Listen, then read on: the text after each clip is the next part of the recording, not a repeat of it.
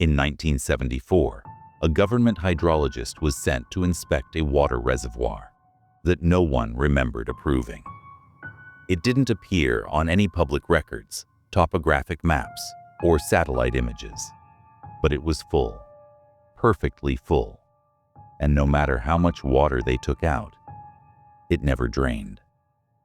The deeper they looked, the more impossible it became, and by the time they realized what they were standing above, it was already awake.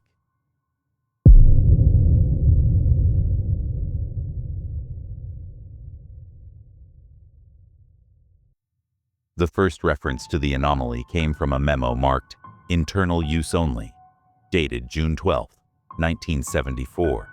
It was addressed to Walter Greaves, a mid-level hydrologist with the U.S. Bureau of Reclamation.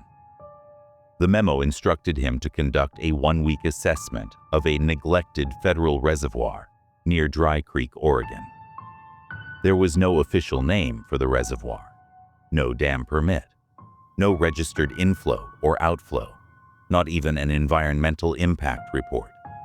Walter had worked in Oregon for 7 years and had never seen this lake on any map or in any documentation. But the memo contained specific GPS coordinates, a Department of Energy clearance code, and one unusual note in the margins. No disclosure to local officials. Full report to Denver, HQ only. Walter thought it might have been some forgotten Cold War runoff basin. Nothing new in his line of work. He left early the next morning in a Bureau-issued Ford truck, loaded with a sonar depth finder, water sampling gear, and a reel of fresh topographic overlays.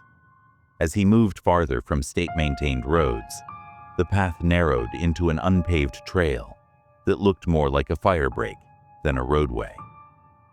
At the edge of a dense pine thicket, his map suggested he was within a quarter mile. He continued on foot. What he found wasn't a reservoir, at least not by any standard definition. The lake was oval-shaped, about half a mile across, pressed into a basin of black volcanic rock. There were no dam walls, no pump stations, no spillways, no man-made infrastructure of any kind. But the waterline was perfect, full, as if it had been topped off yesterday. The surface was glass still, darker than it should have been, almost matte, like ink that hadn't dried. Walter crouched by the shore to collect a sample. The second his fingers touched the water, he flinched, not from cold exactly. It felt more like pressure, like touching the surface of a balloon with something living just beneath it. Then he noticed his reflection. It wasn't mimicking him in real time. It moved a split second too late, like a delay. A broken mirror lagging behind. He backed away, disturbed, and returned to his truck. That night, he checked into the Dry Creek Motor Inn, a low-rise structure with flickering neon signage and no other visible guests. The man behind the counter was old, gray-eyed, and clearly local. When Walter casually mentioned the lake, the man didn't ask which one. He just stared at him. "You shouldn't be out there," the man said, voice low. "It ain't a lake. It's a scar." Walter blinked, unsure whether he'd heard correctly. "Excuse me?" The man didn't answer. He just slid over the room key and turned back to the black and white TV behind him. The next morning, Walter returned to the site.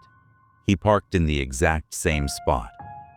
Same boots, same path. But this time, the dirt showed no tire tracks, no footprints, not even his own from yesterday. It was as if the ground had reset itself. Walter returned to the lake with new equipment and fresh resolve. The delayed reflection had shaken him, but he chalked it up to fatigue and lighting. Still, something about the reservoir gnawed at him. The stillness, the unnatural cold. It didn't behave like any body of water he'd studied. He assembled his sonar rig near the shore, carefully positioning the transducer, The first scan returned static, the second, the same. On the third attempt, the system froze entirely and spat out a single line of corrupted data. Depth, 0.0 meters. Echo. Return, unresolved. He checked the calibration, all fine. The gear wasn't broken.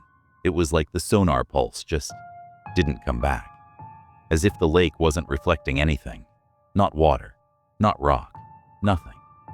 That night, Walter logged the failed readings and made a direct call to his regional supervisor. He expected a concerned response or instructions to return. Instead, the supervisor simply said, "Understood. Continue observations. Do not initiate contact with locals." The line went dead.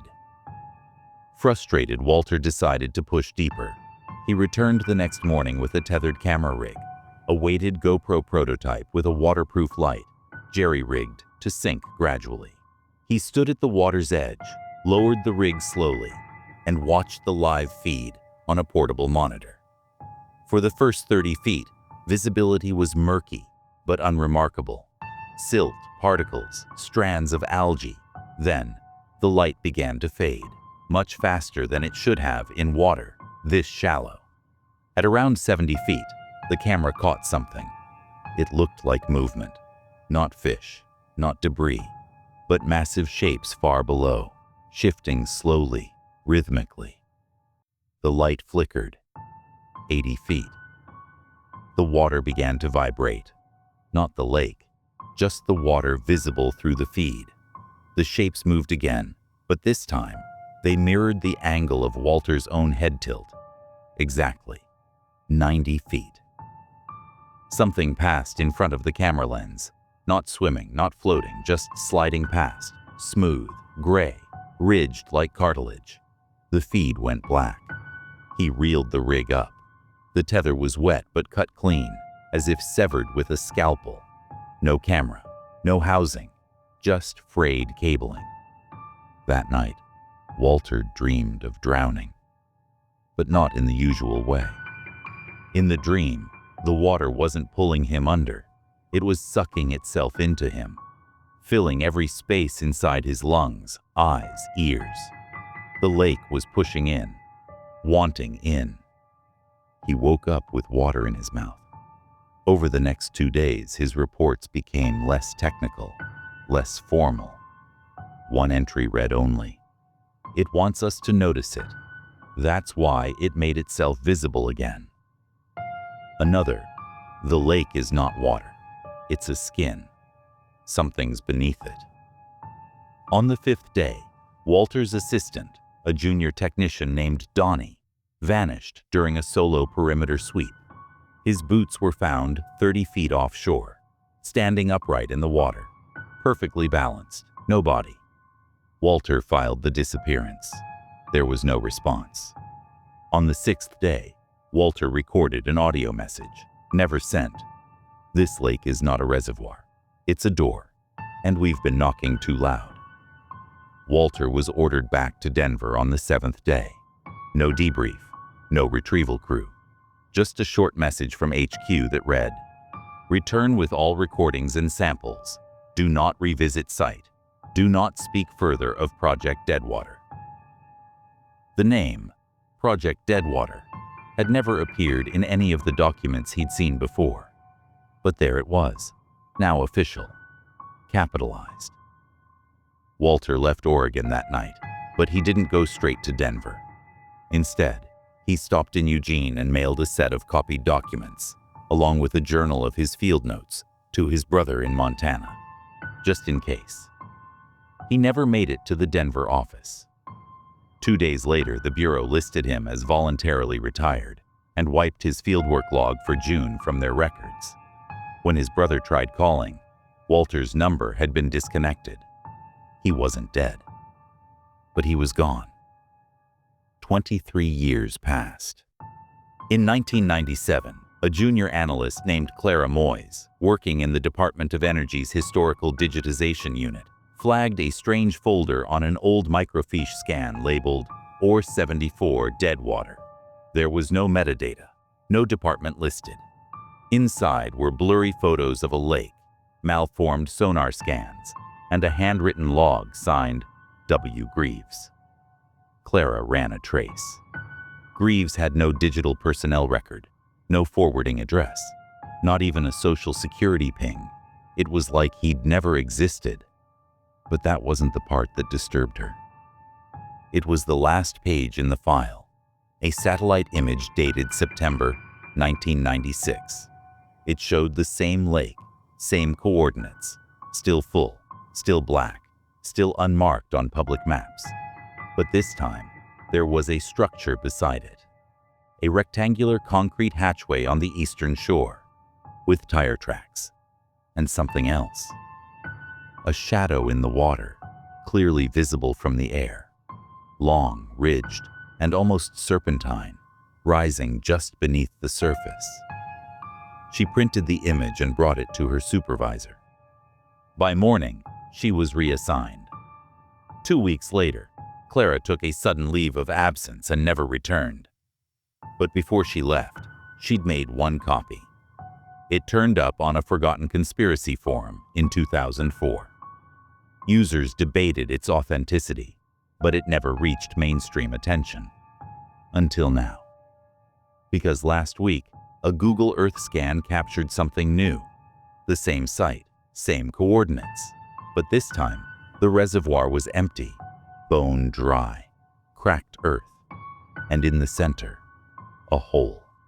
A perfect black circle descending into nothing. Too symmetrical to be natural. No equipment, no warning signs, no fencing. As if the lake had simply poured out from beneath itself. Locals in Dry Creek reported strange sounds that week. Low rumbling, like distant thunder beneath the ground. Some claimed the sky above the site turned slightly darker for a few hours. Others said it wasn't the sky that changed. It was the air, the way it tasted. Something came out of the hole. And whatever it was, it never left footprints. What you heard tonight, it's just one of many. Subscribe to Hauntica for stories that shouldn't exist.